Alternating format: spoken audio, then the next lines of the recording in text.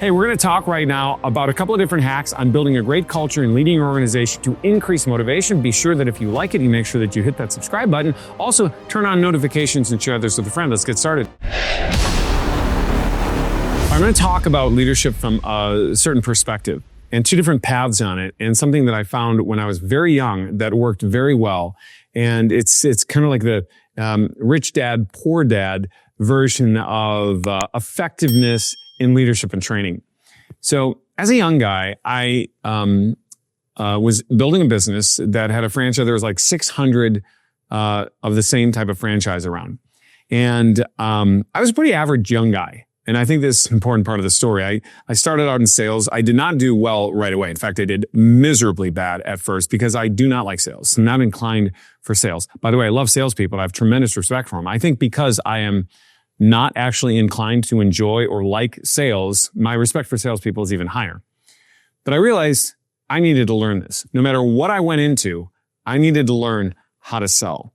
And so I became proficient at it. I did not realize at the time that what I was doing was optimizing my personality. Now, I'm not going to sit here and tell you that I have the optimized personality and I'm the greatest guy to be around all the time. That's not what I'm saying. But all of us need to optimize personality, meaning that we need to take where we have a deficit or an excess of a part of our personality, and we need to work on it until we can be effective at it. Now, I still don't like selling, but I'm competent at it. In fact, I'm actually effective at it, and I'm comfortable with it, even though I don't like it. And I know that sounds interesting, to not like something but be comfortable at it. But I think anybody with any mild sophistication would understand the difference there. So I was doing that. Well, what happened was I then fell into the thing that I really loved, which was leadership and building companies, building organizations, and driving culture into high performance. I started studying it when I was very young. I was fascinated by the idea. One of the reasons that I became fascinated is that I would walk into two different organizations as a consultant. In fact, that organization had me become the national training director while I simultaneously still ran my business, which was super important for me because I had to know that I was like in the field crushing it and beating people. And I was. I had 4 times the productivity as anybody else in the organization. I kept driving through these sorts of results. There are others that were similar, but it was a by far top 0.05% percentage of performers that were with me at that particular level. And we all shared certain things in common. But I would go to people that didn't have that. And I would especially be interested in organizations, franchises that were in the same market, with the same type of audience, the same type of people, the access to all of the same things. And the only thing different was the leader of the organization.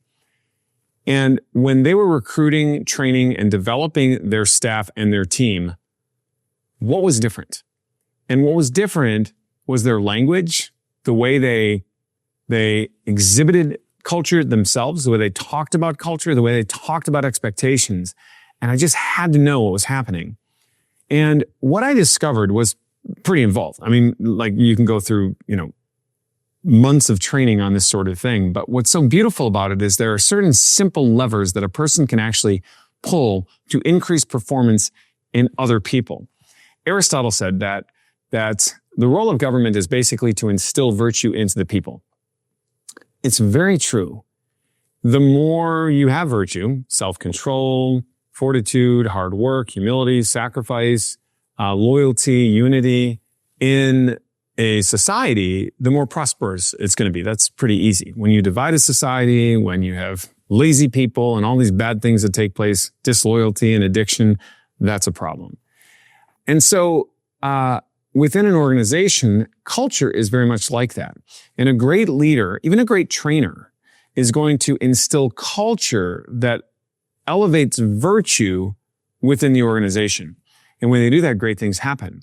The question is, how do you do that? And it's actually relatively involved, but I've got a great hack for you. So there's something that we all desire, and they're called the transcendental desires, the universal, transcendental desires, universal desires. Every human has them. We desire goodness, truth, beauty, unity. And there's a few more, but those are the basic pillars of when people talk about the transcendentals. Goodness. What is goodness?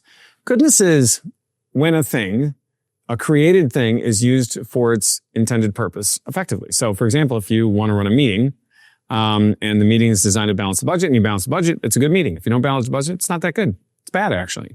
Okay? So it fulfills its purpose. So the next one is beauty. Everybody loves beauty. Nobody says I've had enough beauty. They want more beauty.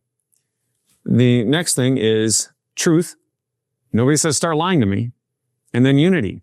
So any organization that builds a great culture accidentally, haphazardly does this. I've never really talked to anybody that's got a great culture in their organization and said, hey, do you deliberately put in the transcendental desires thoughtfully into your process in order to have a great culture? They don't ever say yes.